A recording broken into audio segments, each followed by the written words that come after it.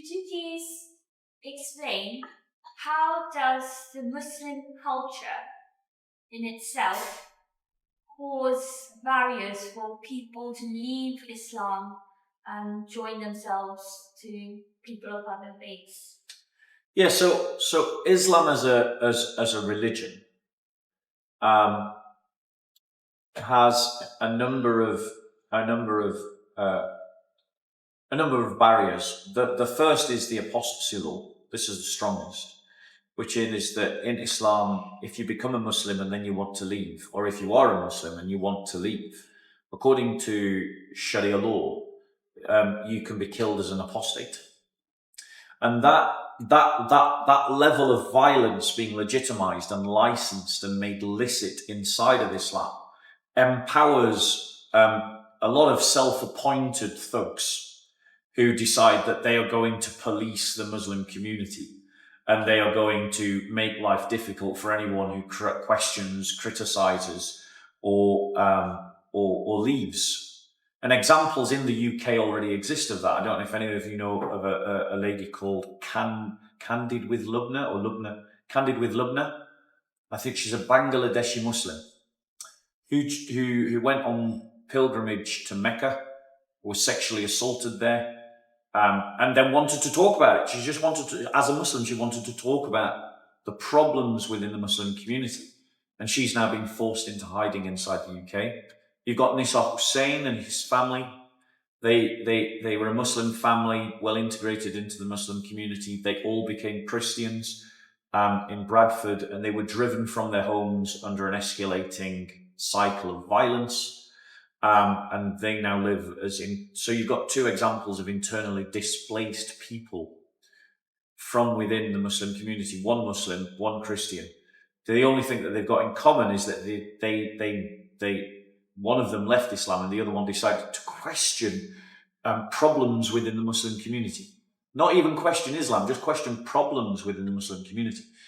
And they both fell foul of these self-appointed thought police, these thugs that seem to permeate the Muslim community. And the reason why those thugs exist and are able to exist is because in part because of the apostasy law.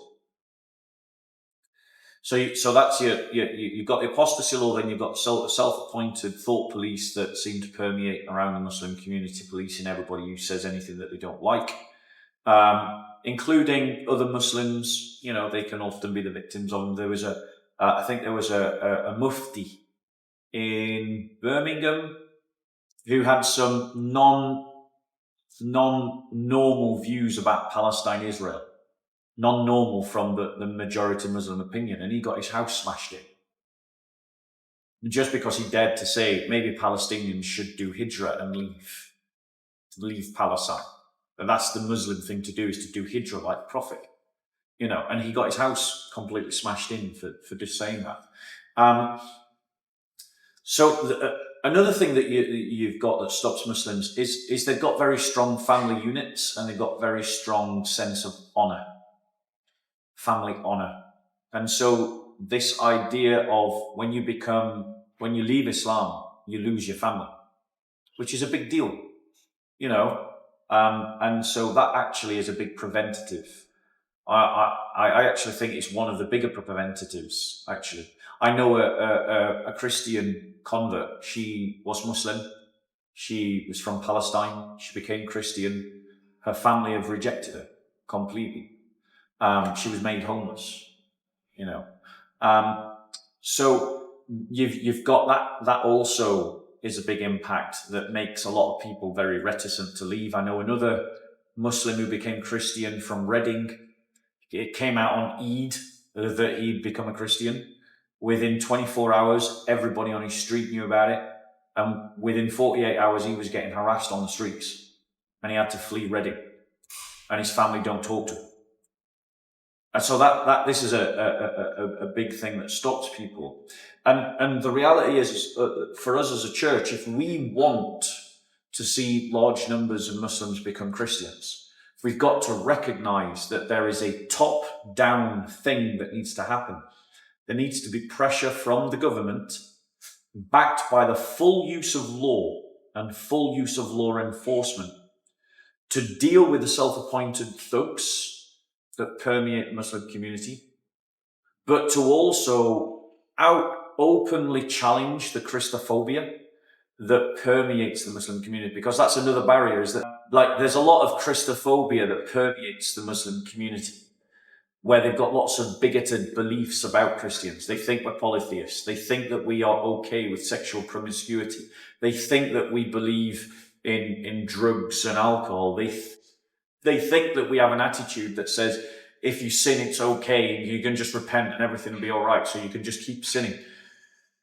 They think that we're lazy, that we don't pray. They think that we don't fast. They think that they think that we're spiritually idle. And so there's a lot of these misunderstandings about what it is to be a Christian that we have to tackle. They think that our Christian women are immodest, and they've got this, there's lots of these particular attitudes. And ironically enough, it's connected to a form of racism, because a lot of the Muslim community from Pakistan, and they just think that every white person's a Christian. So every time they see a white person on a Friday night getting drunk and throwing the guts up and collapsing in the street in a puddle of their own sick, they think they're looking at a Christian, because they can't distinguish between white and Christian.